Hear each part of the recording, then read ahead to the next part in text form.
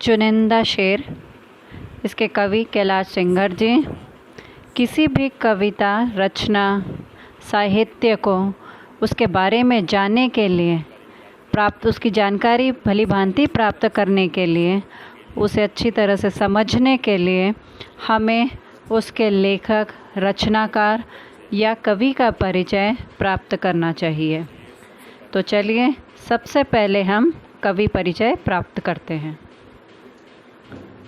कवि परिचय। कैलाश सेंगर जी का जन्म 16 फरवरी 1954 को महाराष्ट्र के नागपुर में हुआ। सहज सरल हिंदुस्तानी भाषा में लिखी आपकी रचनाएं सामान्य आदमी की ज़िंदगी में घुली वेदना, प्रश्न, भावना और उसकी धड़कन को व्यक्त करती है।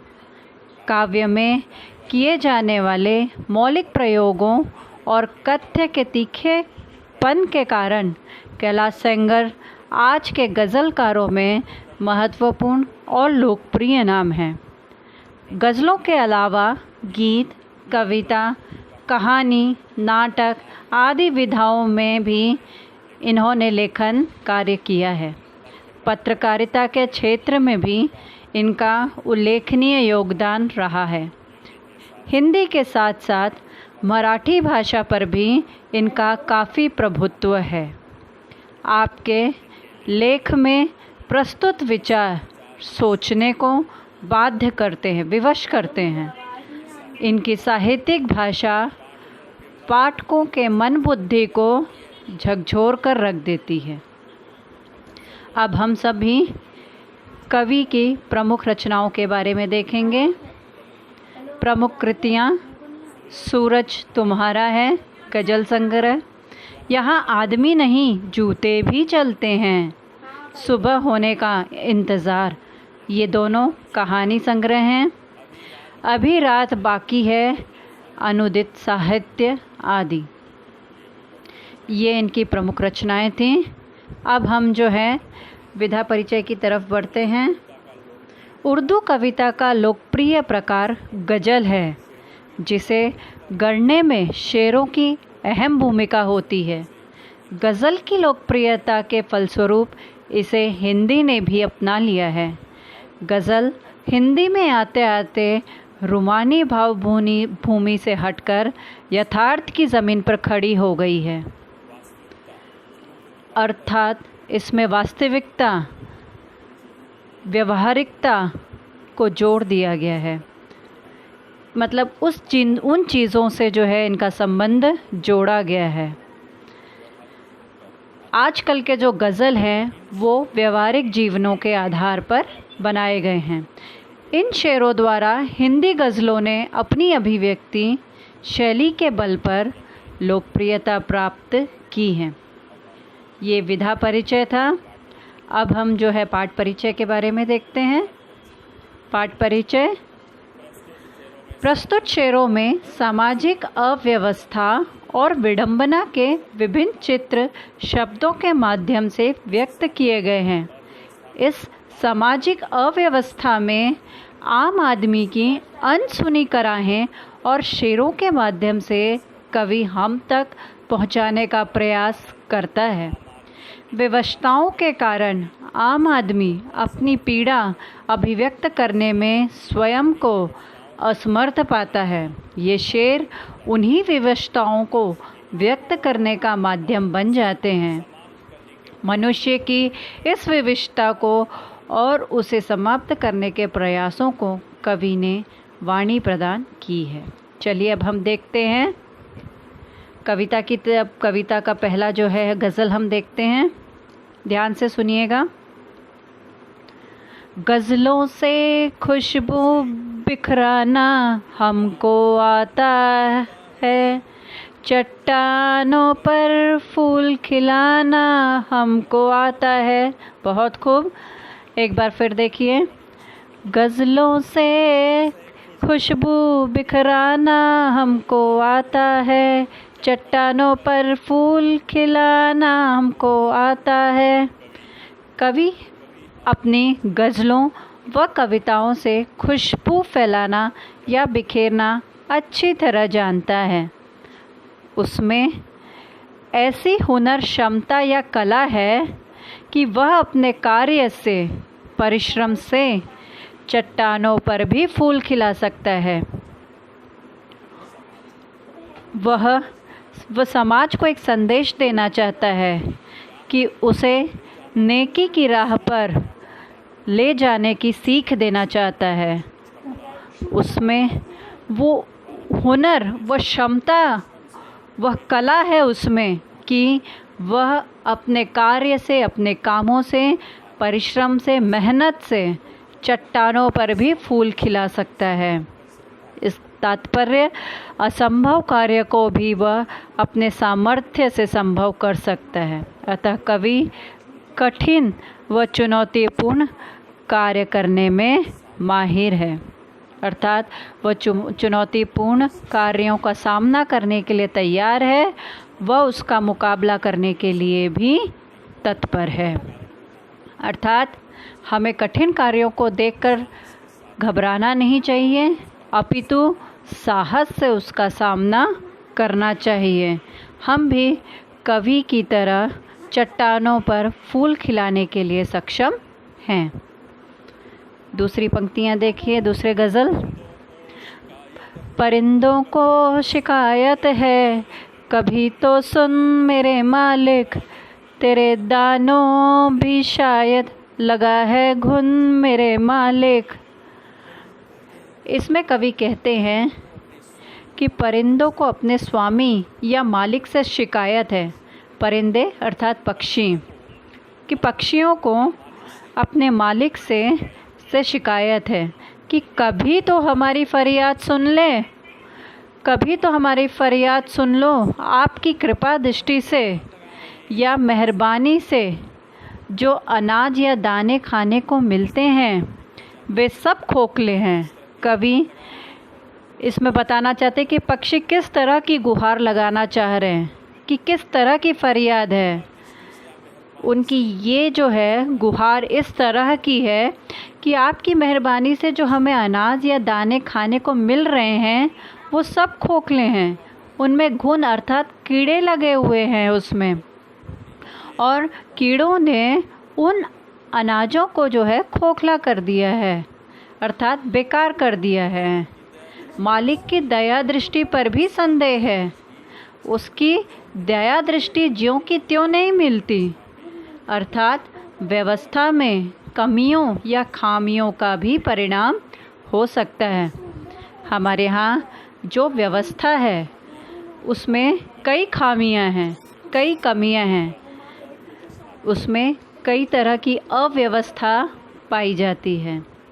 अर्थात उसका तात्पर्य यह है कि जो दूसरों पर निर्भर है, जो लाचार हैं, विवश हैं, उन तक जो सहायता पहुंचाई जा रही है वो सहायता उन तक भली भांति या ज्यों का त्यों नहीं पहुंच पा रही है। उसमें जो है कई तरह के बदलाव पाए जाते हैं। इन पंक्तियों के माध्यम से कवि ने बहुत अच्छी तरह से प्रस्तुत किया है। हम जिंदगी के चंद सवालों में खो गए, सारे जवाब उनके उजालों में खो गए। हम जिंदगी के चंद सवालों में खो गए, हाँ सारे जवाब उनके उजालों में खो गए। इसमें कवि कहते हैं कि जीवन में कुछ परेशानियां या उलझनें ऐसी भी आईं कि उसे सुलझाने में वे खुद उलझ गए, उसी में खो गए और सुलझाने का प्रयास करते रहे, कोशिश करते रहे। उसी संघर्ष के दौरान जो उम्मीद की किरण अर्थात रोशनी दिखी, सारे जवाब उसमें कहीं खो गए, विलीन हो गए, कहीं गायब हो गए। कहने का तात्पर्य यह है कि आम आदमी के जीवन में उलझनों का सिलसिला लगा ही रहता है। कठिनाइयाँ, समस्याएं आती जाती रहती हैं। जिस तरह उजाला अंधेरे को निगल जाता है, ठीक उसी तरह आम लोगों के सुख वैभव को नई नई उलझनें निगल जाती हैं। कहने का तात्पर्य है कि एक समस्या से इंसान जूझता रहता है, उसका जो है जवाब, उसका हल उसे जो है वो ढूंढता रहता है। जैसे ही उसे जवाब मिलता है, उसे एक उम्मीद की किरण दिखती है कि अचानक जो है एक नई तरह की समस्या, एक नई उलझन जो है उसके सामने आ खड़ी होती है। कवि ने इस तरह से बताया है कि सारे जवाब उनके चंद सवालों में खो गए। मतलब काफ़ी अच्छी तरह से जो है कवि ने ढंग से प्रस्तुत करने की यहाँ कोशिश की है। हमारी ज़िंदगी को किस तरह से निखारना है वो कवि ने इसमें बताया है। चट्टानी रातों को जुगनू से वह संवारा करती है, चट्टानी रातों को जुगनू से वह संवारा करती है, बरसों से एक सुबह हमारा नाम पुकारा करती है, बरसों से एक सुबह हमारा नाम पुकारा करती है। इसमें कवि कहते हैं कि कठिनाई भरी, दुष्कर, दुखद, गहरी रात को भी हल्की रोशनी या जुगनू की चमक के सहारे बिताई जाती है। लोग बिताते कहाँ, उम्मीद रहती है उनको, एक उम्मीद की किरण देती हैं या एक उनको आस बनी रहती है कि भोर होगी तो रात की सारी उलझनें, सारी परेशानियां उस भोर में कहीं गायब हो जाएगी। उस नए सवेरे में उनको भी जो है एक उम्मीद, एक नई आशा की किरणें उनके जीवन में आएगी।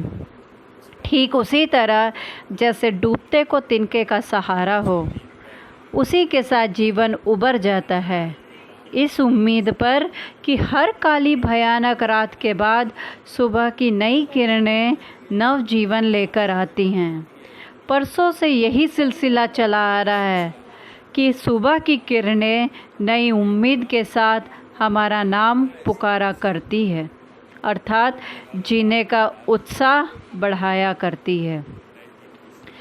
कि हर रात के बाद, कवि कहते हैं कि हर रात के बाद एक नई सुबह, एक नया सवेरा, नई किरणें, नई उम्मीद लेकर आते हैं और नई उम्मीद के साथ वो हमारा नाम पुकारा करती हैं और हमारे जीने का उत्साह बढ़ाया करती हैं। कवि ने यहाँ पर बहुत ही अच्छे ढंग से आम लोगों की दिनचर्या को प्रस्तुत करने की कोशिश किया है।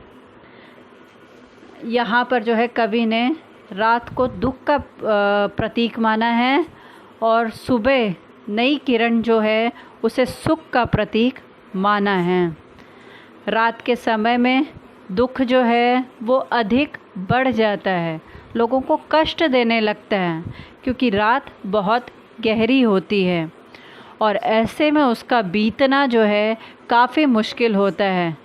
लेकिन सुबह की नई किरणों की आस में, उसकी उम्मीद में, नई किरणों की उम्मीद में मनुष्य उस रात को, उस दुखदाई रात को भी जो है बिताने में सक्षम हो पाता है। यहाँ पर बताया है कि मनुष्य किस तरह आशावादी होता है और इसी आशावादी के बल पर वह अपने आगे का जीवन जीता है। वह आसमां पे रोज़ एक ख्वाब लिखता था, वह आसमां पे रोज़ एक ख्वाब लिखता था, उसे पता न था कि वह इनकलाब लिखता था, उसे पता न था वह इनकलाब लिखता था। बहुत सुंदर। कवि कहते हैं कि अभावग्रस्त, निराशा भरी ज़िंदगी जीने वाले लोग, अभावग्रस्त जिसके जीवन में कमियां ही कमियां हैं, निराशा भरी जिनके जीवन में कोई आशा ही न रह गई हो।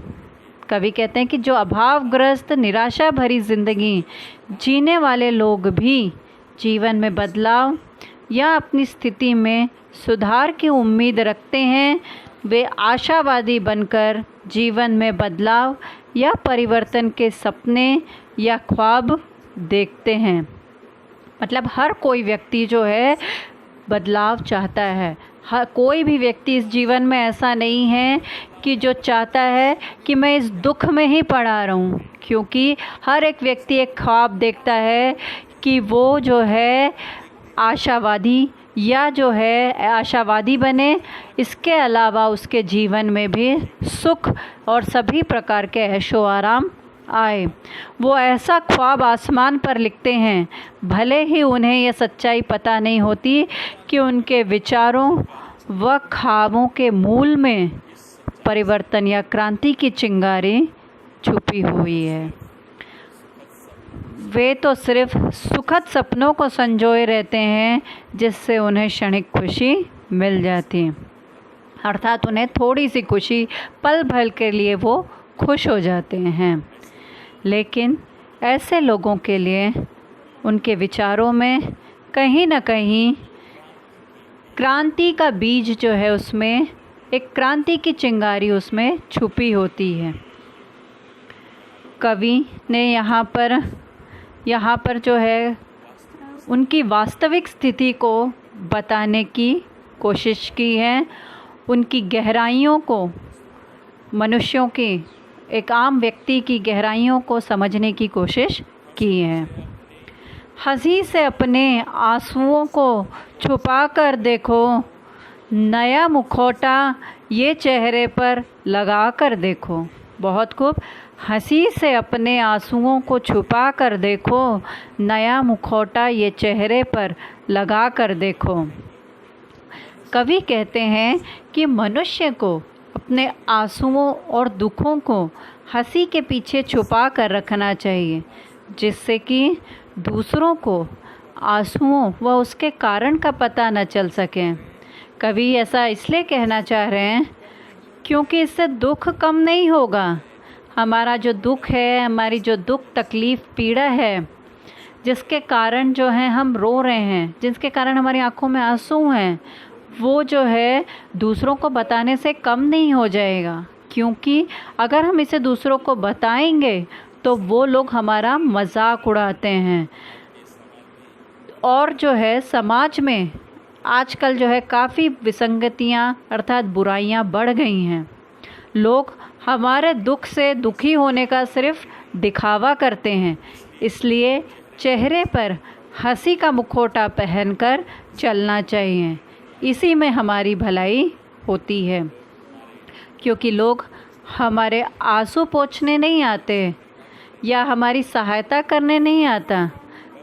वो हमारे दुख को जो है कम नहीं कर सकते, लेकिन लोगों में हमारे दुख को बताकर, लोगों को हमारी वास्तविक स्थिति बता कर हमारे दुखों का जो है वो मजाक उड़ाते हैं, जो कि हमारे लिए और दुखदाई बन जाता है। इसलिए कवि हमें समझा रहे हैं कि उस परिस्थिति में भी हमें किस तरह से हंसी का मुखौटा लगाकर दूसरों के सामने अपने दुख को जो है वो छुपाना चाहिए। वह फ़कीरों की दुआओं में असर देता है, वह फ़कीरों की दुआओं में असर देता है, आँख से इत्र बांटने का हुनर देता है, आँख से इत्र बांटने का हुनर देता है। बहुत खूब, बहुत अच्छी बात यहाँ पर कवि ने लिखी है। इसमें कवि कहते हैं कि फ़कीरों की दुआओं में बड़ी ताकत होती है। फ़कीर सच्चे परोपकारी होते हैं, वे निस्वार्थ भाव से लोगों का भला करते हैं। जो लोग परोपकार के लिए त्याग, सेवा व समर्पण का भाव रखते हैं, ईश्वर भी ऐसे साधु संतों व फ़कीरों को ऐसी दिव्य शक्ति प्रदान करते हैं जिससे वे लोगों का कल्याण कर सकें। अर्थात उनकी कृपा दृष्टि पड़ते ही लोगों का उद्धार होने लगता है।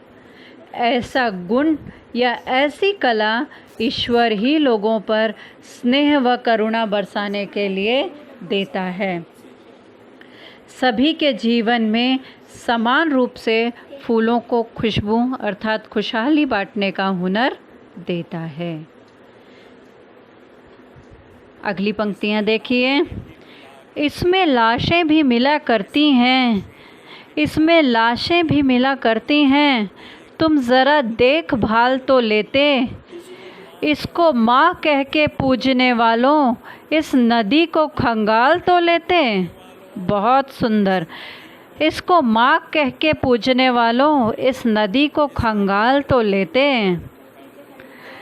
इसमें कवि कहते हैं कि नदियों से जो हमारी आस्था जुड़ी हुई हैं उसे हम पवित्र मानते हैं, उसे माँ जैसा सम्मान देते हैं और उसकी जो है पूजा करते हैं, तो उसकी स्वच्छता व गरिमा का ध्यान रखना हमारी नैतिक जिम्मेदारी बन जाती है। लेकिन लोग उसमें लाशें व कूड़े कचरे डाल देते हैं, नाले की गंदगी उसमें बहा देते हैं, जिसके कारण नदी का जल अस्वच्छ और दूषित हो जाता है, उसमें गंदगी फैल जाती है। जबकि नदियाँ हमारी संस्कृति की पहचान है और हमारी धरोहर है। इन्हें साफ सुथरा व स्वच्छ रखना ही सही मायने में रखना हमारी सच्ची पूजा है और इसी से हमारी आस्थाएं जुड़ी हुई हैं और ये नदियाँ ही हमारे जीवन का आधार हैं। इनको बचाए रखना, इनकी साफ सफाई की तरफ ध्यान रखते हुए जो है हमें काफ़ी कुछ करना चाहिए। ये हम ही से जो है हम ही को इन चीज़ों को आगे बढ़ाना चाहिए। जब भी पानी किसी के सर से गुज़र जाएगा, जब भी पानी किसी के सर से गुज़र जाएगा, तब वह सीने में नई आग ही लगाएगा, तब वह सीने में नई आग ही लगाएगा। कवि कहते हैं कि मनुष्य में अन्याय और अत्याचार सहन करने की एक सीमा होती है। जब अत्याचार सहते सहते सहन शक्ति समाप्त हो जाती है, तब विरोध या विद्रोह की ज्वाला धधक उठती है। मतलब हर चीज़ को सहने की एक सीमा होती है। अगर वो सीमा उसे पार कर जाए तो जो है वो सहन शक्ति जो है अगर समाप्त हो जाती है तो वो विद्रोह का रूप धारण कर लेती है, वो एक क्रांति का रूप धारण कर लेती है। अतः सालों से सीने में दबी हुई आग विद्रोह के रूप में धधक कर बाहर निकल हो जाती है और आवेश में मनुष्य विवेकहीन हो जाता है, बुद्धिहीन हो जाता है। उचित अनुचित की समझ उसमें नहीं रह जाती और यहीं से जो है सामाजिक परिवर्तन की शुरुआत होती है। कवि ने यहाँ पर ये बताने का प्रयास किया है कि किस तरह से सामाजिक परिवर्तन होता है। समाज में जो हर तरह के जो परिवर्तन आती हैं, क्रांति होती है, जो विद्रोह होता है, वो किस तरह से होता है। क्योंकि उनके साथ अत्याचार जब काफ़ी बढ़ जाता है, उन पे जुल्म बढ़ने लग जाता है, तो वही चीज़ जो है वो विद्रोह का रूप व क्रांति का रूप धारण कर लेती है। क्योंकि उसके कारण जो है यही इन्हीं सब के कारणों जो है सामाजिक परिवर्तन समाज में आता है। आँखों में बहुत बाढ़ है, आँखों में बहुत बाढ़ है, शेष सब कुशल। जीवन नहीं आषाढ़ है, फिर शेष सब कुशल। कवि कहते हैं कि कुछ लोगों के जीवन में दुखों का सिलसिला लगा रहता है, उन्हें आजीवन संघर्ष करना पड़ता है। संघर्षरत जीवन होने के कारण वे दुखी रहते हैं और आँखों में आंसू भरे रहते हैं। ऐसा लगता है जैसे आषाढ़ का महीना हो और बादल लगातार बरस रहे हों। दरअसल जब मनुष्य के हाथ लगातार निराशा और असफलता लगती है, तब वह टूट जाता है और उसकी आंखों में बाढ़ सी आ जाती है।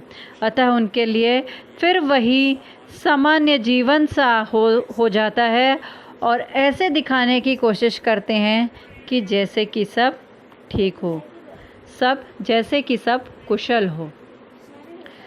यहाँ पर कवि ने जो जनमानस के दिल की, उनके हृदय की दिनचर्या को जो है प्रस्तुत किया है कि ऐसे कई व्यक्ति हैं हमारे समाज में जो इन दुखों को जो है सहते हैं, इन कष्टों को सहते हैं और ऐसा दिखाने का प्रयास करते हैं कि वो जो है उनमें खुश हैं, भले जो है उनको कई तकलीफ़ों का सामना करना पड़े।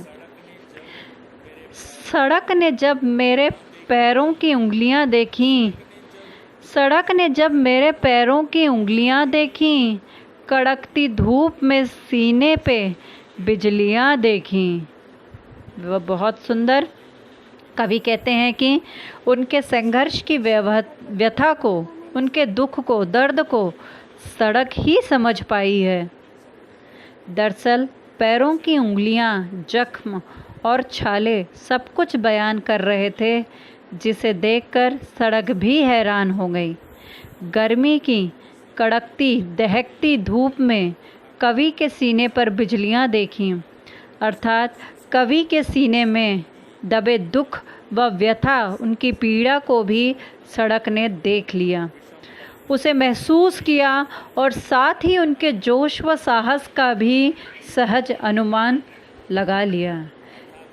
विषम परिस्थितियों में भी कवि मन अडिग रहने वाला है।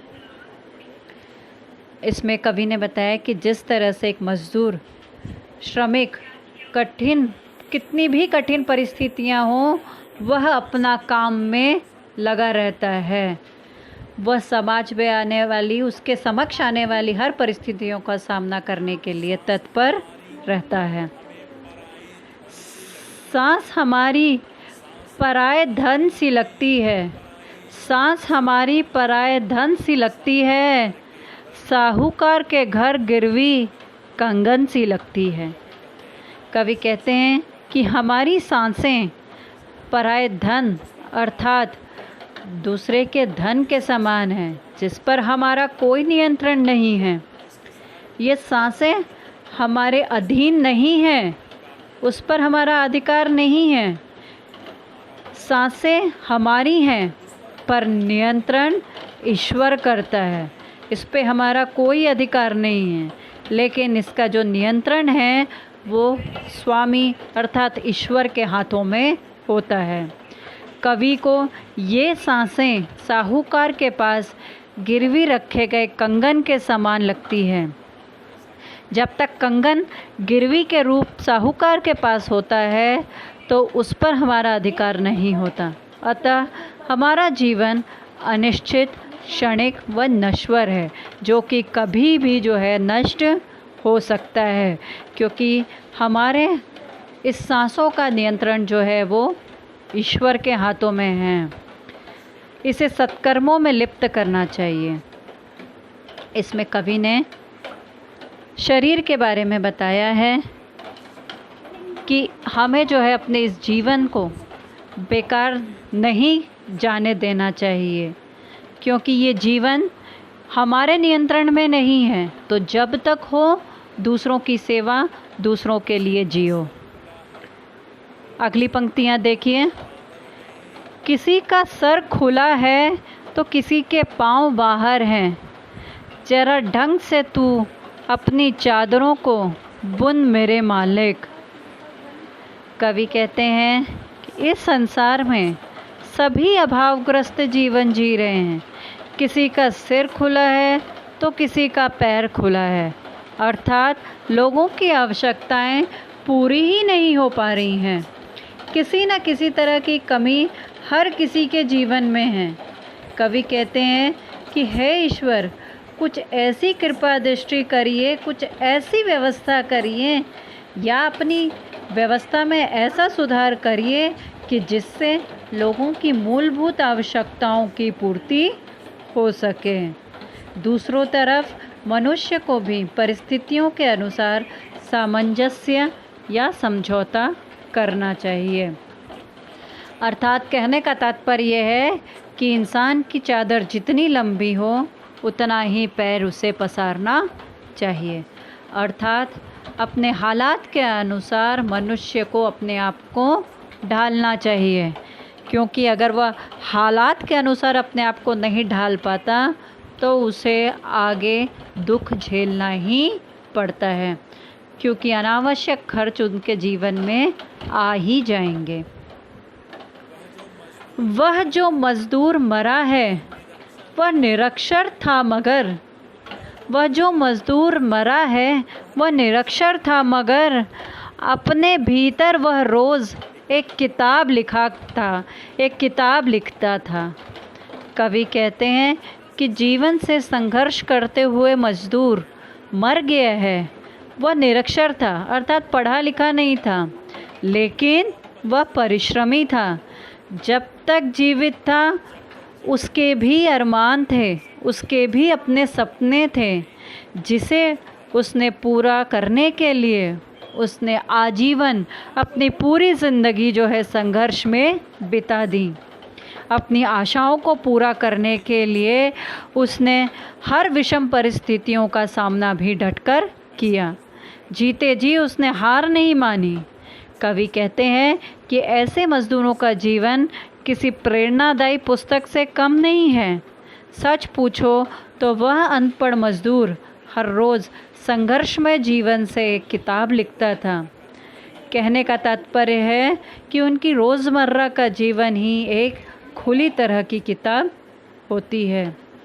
वह एक खुली किताब से कम नहीं होता। इसमें जो है उनके जीवन से संघर्ष का पाठ जो है कवि हमें बताना चाहता है कि किस तरह से हमें हर कठिनाइयों का सामना करना पड़ता है, लेकिन फिर भी वो उन सब परेशानियों को झेलता हुआ एक उम्मीद की किरण लेता हुआ रोज़ जो है वो आगे बढ़ता है। कवि जो है इसमें जो है हमें जो है काफ़ी अच्छी सीख दी है। अब जो है चुनिंदा शेर कविता के बारे में देखिए। इसका जो स्वाध्याय और आंकलन हम जो है वो देख लेते हैं। मुझे उम्मीद है कि आप लोगों को यह चुनिंदा शेर जो है पाठ कविता जो है अच्छी तरह से समझ में आ गया होगा। अब इसका स्वाध्याय जो है हम देख लेते हैं। परिंदों को यह शिकायत है कि मालिक जो दाने खिलता है उसमें घुन अर्थात कीड़े लगे होते हैं। नदी के प्रति उत्तरदायित्व, नदी की देखभाल करना, नदी को साफ करना, उसे स्वच्छ रखना। परिणाम लिखिए। पानी सर से गुज़र जाएगा तो वह सीने में आग लगाएगा। कवि ज़िंदगी के सवालों में खो गए, कवि के सारे जवाब ख्वाबों में खो गए। शब्द संपदा देखिए। पाठ में आए 4 उर्दू शब्द और उनके हिंदी अर्थ: खुशबू, सुगंध, ख्वाब, सपना, इनकलाब, क्रांति, हुनर, योग्यता, कौशल। समानार्थी शब्द ढूंढकर लिखिए।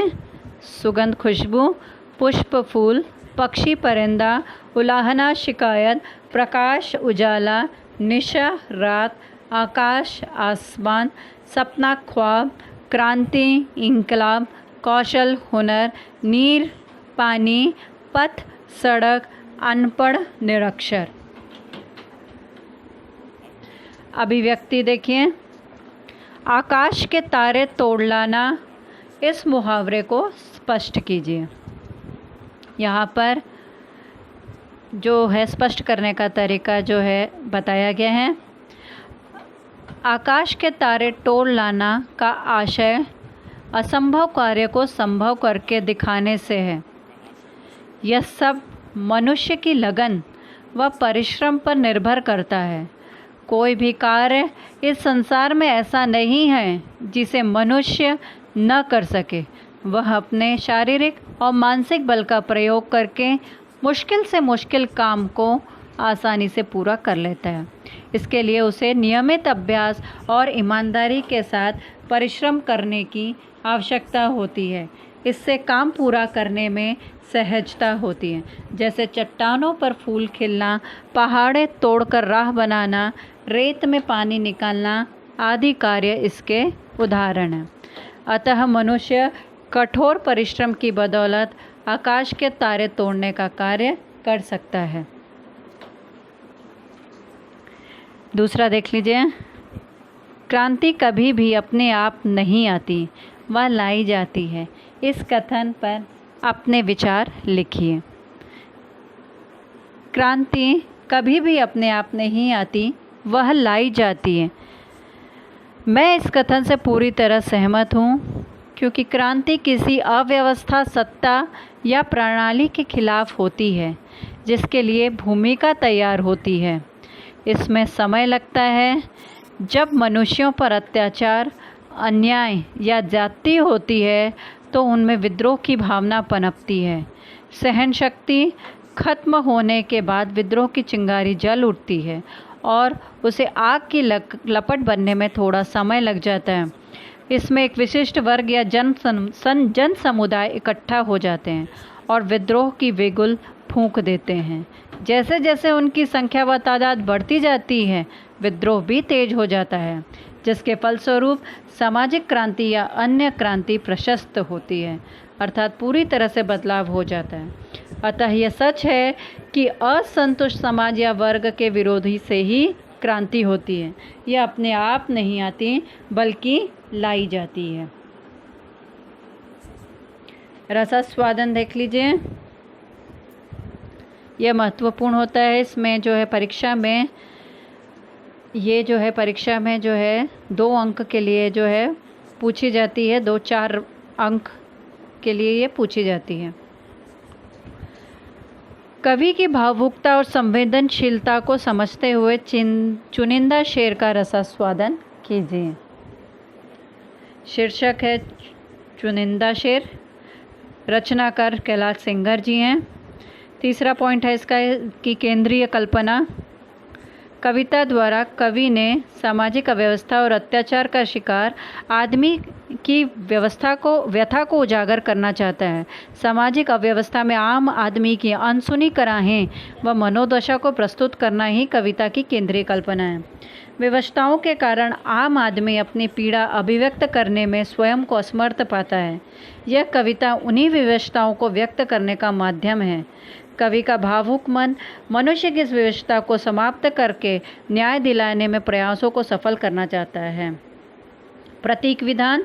इस कविता में सर्वहारा, उपेक्षित व शोषित वर्ग के जीवन की कठिनाइयों व व्यथा को लेकर बदलाव का स्वर मुखरित हुआ है। इसमें जो है ये मैंने पसंद, इनकी जो है इसका अगला जो है पॉइंट है पसंद की पंक्तियाँ व प्रभाव। कविता पसंद आने का कारण है कवि ने श्रमिक वर्ग व सामान्य लोगों के जीवन की समस्या व व्यथा को व्यक्त किए हैं। वह समाज के प्रति सचेत हैं। इसमें जो है 6 मुद्दे जो है प्रस्तुत किए हैं और ये 6 अंक का होता है। तो 6 अंक, 4 से 6 अंक पाने के लिए सारे मुद्दों को जो है इसमें आपको समाविष्ट करना है। इसमें जो है ये चुनिंदा शेर, गज़ल, कविता कैलाश सेंगर जी द्वारा जो लिखी गई है, मैंने इसे जो है पढ़ाने का जो है काफ़ी प्रयास किया है। इसमें जो है अगर आपको किसी भी तरह की कोई भी मुश्किलें आती हैं तो आप मेरे लिंक पर जो है उसे जो है पहले सब्सक्राइब कर लीजिए और लिंक पर आप उसमें जो है मुझे मैसेज करके जो है बता सकते हैं कि मेरी, अगर आपको कोई चीज़ समझ में नहीं आ रही है तो उसको जो है आप मैसेज में मुझे लिख